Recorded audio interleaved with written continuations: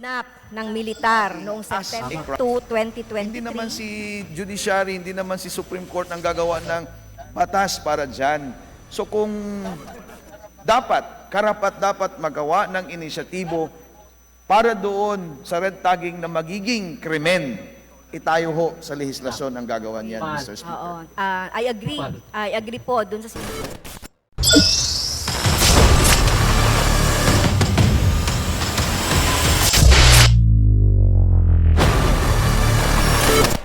Mga kabanat, no, itong video na ito ay nakakatawa talaga itong si Franz Castro. Kontra ng kontra, tanong ng tanong, ayan tuloy, napahiya siya tuloy. Kasi kinu-question niya naman yung batas na samantala siya naman pala daw ang gumagawa, sila naman pala ang gumagawa. Sabi niya daw, itong red tagging daw dapat maging krimen. Sabi nga ng isang sponsor ng budget ng mga huwes, mga judge, sabi niya, hindi naman yung mga judge na yan yung gagawa ng batas, kundi tayo. So, sumalpal siya. Kasi kinu-question dapat maging kinu-question niya kasi yung mga red tagging daw, napakarami na daw napahamak. Tapos yung mga kasundaluhan daw, mayroong inabdak na mga aktivista, nagrarally, inabdak. Tapos yung mga red tagging daw, kung sino-sino na daw nire-red tag, dapat daw maging krimen yan. Samantala pala, sila naman pala dapat gumawa niya ng batas. Pero question ng question, napahiya siya, mga kabanat. Diba? Pahiyang-pahiya dito si Castro, mga kabanat. So, maiksing video lang ito na itong ngayon lang, nirecord ko kasi habang nagla-live itong pagtatanong nila. Kayo nang umusga dito, mga kabanat. Ito, hindi ko kasi kilala kung sinong congressman ito itong nagsasalita. So, panoorin niyo ito, mga kabanat. Kayo nang umusga dito kay Castro. Franz.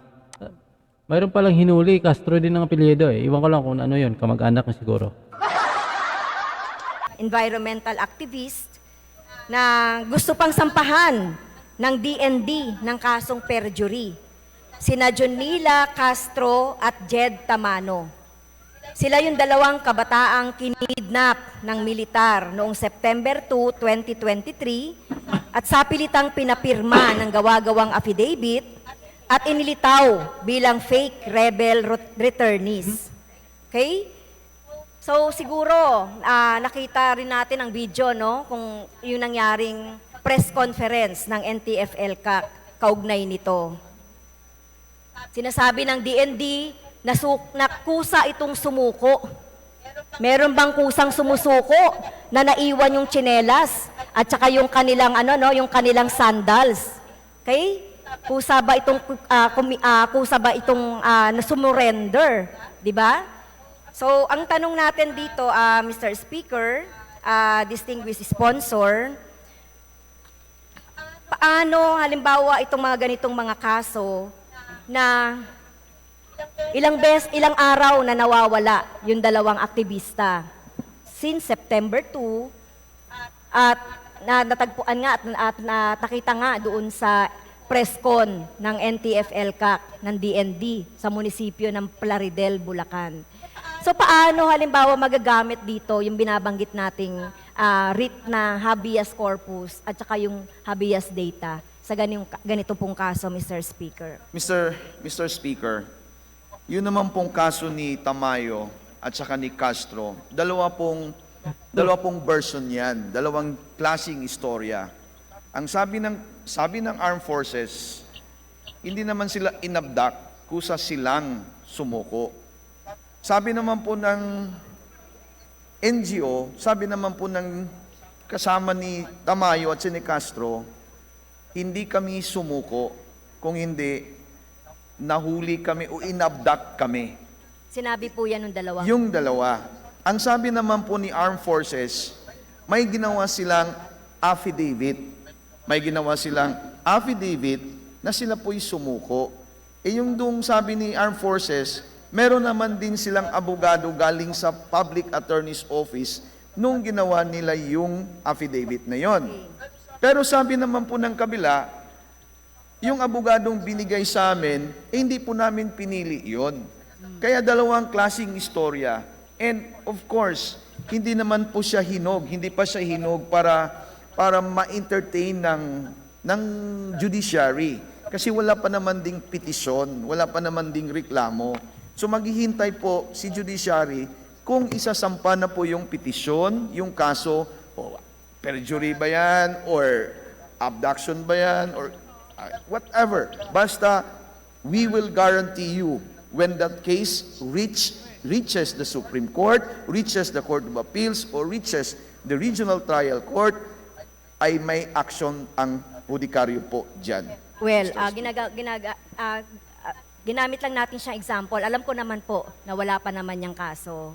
So ang tanong ko nga kanina, so nawawala sila for September 2, hinahanap sila ng kanilang mga magulang, nakita yung naiwang mga tsinelas, at may nakakita din na sinakay sila doon sa van. At nalaman na lang nung habang naka-announce, dahil hinahanap nga yung dalawang kabataan na environmentalist, environmental activist. So sa kanilitaw ng NTF-ELCAC. So nagulat nga siguro ang NTF-ELCAC dahil sa sinabi ni Castro na talagang sila ay kinidnap. Okay? So ang sinasabi natin, sa panahon na yon na nawawala sila, so hindi ba po pwedeng magamit halimbawa yung habeas corpus kung mag-file halimbawa ng petisyon doon sa Supreme Court, kaugnay nito. Halimbawa po, nagkaroon ng kung paano magagamit yung habeas corpus. So may nawawalang mga bata o may nawawalang mga tao, so magagamit po yung habeas corpus, tama po ba? So yun po yung sinasabi natin na proteksyon. So dito sa writs na ito, tsaka yung habeas data, meron po bang ginagawa ang judiciary na improvement or guidelines kaugnay nito, o yun pa rin po?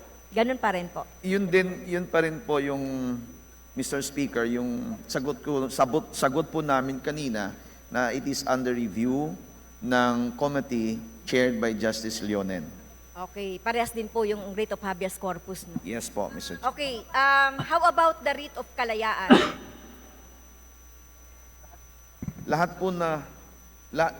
Lahat po sila na mga writs na kailangang i-review, yun po ang subject ng committee na inuupuan po ni Justice Leonen po. Okay, so ulitin ko lang po ang commitment, Mr. Speaker, distinguished sponsor.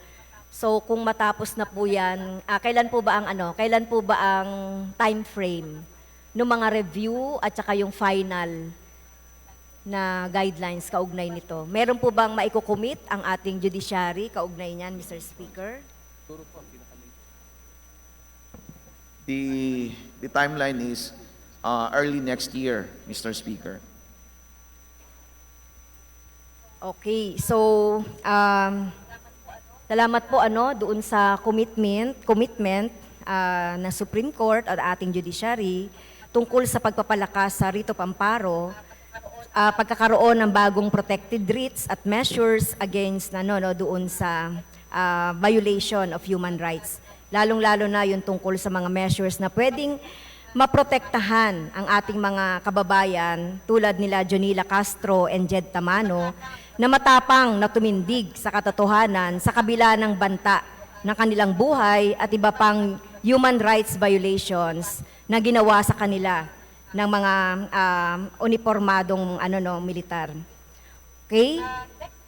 Next question ko po, Mr. Speaker, distinguished sponsor.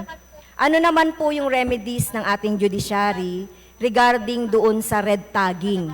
Talamak na term, lalong-lalo na po doon sa mga aktivista, sa mga opposition, o hindi nga lang red tagging, Mr. Speaker, terror tagging. Kapag nagsalita ka lang, kumwestiyon ka nga ng kung ano-ano dito, ay terrorist ka na. Lalo pa't nagkaroon ng kaso, pati yung mga judge ay nare-red tag na rin. So meron po bang nagawang remedy na ang ating judiciary kaugnay dito sa red tagging, Mr. Speaker? Mr. Speaker, yun naman pong red tagging na sinasabi natin o pinag-uusapan ng bayan, at this moment, si red tagging naman na hindi isang krimen. When the law does not define the elements of the crime, siyempre naman hindi siya krimen. Pero nung red tagging po is always associated with the remedy of writ of amparo. Kasi yung sinabi naman ni writ of amparo, kung natitreaten ka dahil sa isang kagagawan na isang law enforcement officer o ng PNP, that is the time na pwede kang kukuha or avail the remedy of writ of amparo. So ibig sabihin yan, doon po sa factual situation or allegation, talagang makikita natin kung ano ang pwedeng i-entertain ng Korte Suprema, Court of Appeals, or ng regional trial, or the lower courts, kumbaga. So, ibig sabihin yan, hindi porke tinawag tayo o nire-red tag, o ikaw, miyembro ka ng ganito, ikrimen yan. Pag lalampas yung law enforcement, dyan sa sinatawag, sinasabi nilang ikaw o ito, miyembro ng ganito, lalampas sila, and susundan ka, iso-surveillance ka, i-background check ka, that is the time that the petitioner can ask for the remedy of writ of amparo or any writs as the case may be. Yes. So ano po ang ginagawa ng Korte Suprema? Ano po ang ginagawa ng Hudikaryo? Kung may petition po, pinasusyokos nila yan. There is always an action in response to the petition. For example, in the case of Ms. Badoy, pending before the Supreme Court, pinasyokos ni Supreme Court si Ms. Badoy. That is an actual response of the Supreme Court or the judiciary. So wala pong pinabayaan. Basta may complaint, basta may petisyon darating sa Korte Suprema or sa Hudikaryo, and sa tingin ng Hudikaryo, dapat aksyonan, may aksyon. This is the classic example where the Supreme Court shows Okay. professionalism and fairness. Thank you po, Mr. Chair. distinguished sponsor, Mr. Speaker. So, familiar naman po ako doon sa ginagawa ng Supreme Court, no, doon sa mga petisyon. Kaya lang, ang tanong ko lang po, dahil ito po, yung patuloy na sinasabi ng mga oposisyon, ng mga aktivista, yung red tagging na sinasabi. Alam ko, meron ding isang, like for example, parang decision, ang si Justice Loyonen, defining the red tagging. So siguro, kailangan sigurong i-review ng judiciary dahil ito ay talagang talamak naman na nangyayari. Baka pwede pong natin. Kung wala yan doon sa mga violation, sinasabi na lang natin na dahil wala naman yan hindi naman yan red tagging, baka pwedeng mag-initiative ang judiciary to define etong sinasabi namin na red tagging na ito dahil marami na pong napahamak, marami nang namatay sa ganitong mga nangyayari po. Mr. Speaker, kahit anong definition ang gawin ng Korte Suprema tungkol sa red tagging, still, the judiciary, the Supreme Court cannot penalize. Because the Supreme Court cannot make judicial legislation. Kung gawin natin red tagging as a crime, ang gagawa niyan, tayo po. Tayo po ang gagawa ng legislasyon, ng batas, making red tagging as a crime. Hindi naman si judiciary, hindi naman si Supreme Court ang gagawa ng batas para dyan. So kung karapat-dapat magawa ng inisyatibo para doon sa red tagging na magiging krimen, itayo ho sa legislasyon ang gagawa niyan, Mr. Speaker. Oo. I agree. I agree po dun sa sinasabi ng ating distinguished sponsor, Mr. Speaker. Kaya marami po tayo ditong mga nakalatag o nakafile na mga petition, red tagging na ito, or I end my interpretation.